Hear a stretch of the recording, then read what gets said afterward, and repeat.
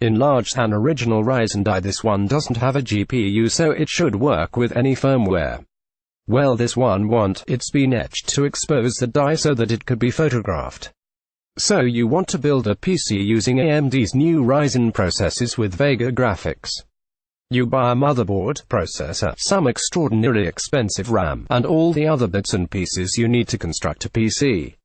Open them all up at home and put them together, and they don't work.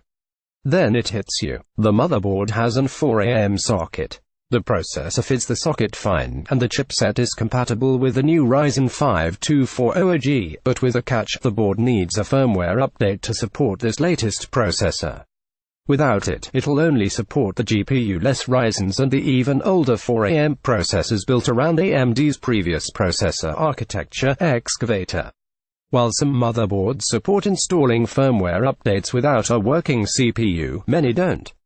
So you're faced with an inconvenient predicament. To flash the firmware you need a working CPU, but your CPU will only work if you can flash the firmware first. This isn't the first time this kind of situation has occurred. In the past, both Intel and AMD have posed this conundrum.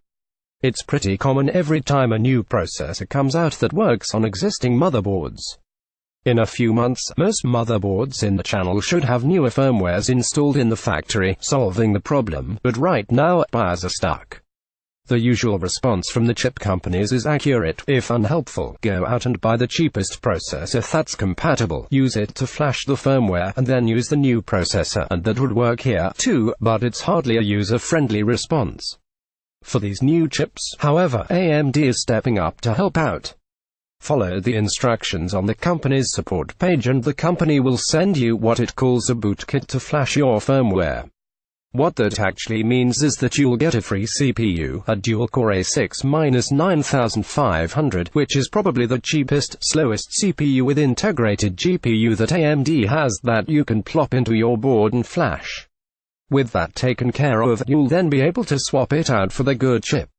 Once you've got everything up and running on the new chip, you're then meant to send AMD back the temporary chip, though oddly, without its required heatsink.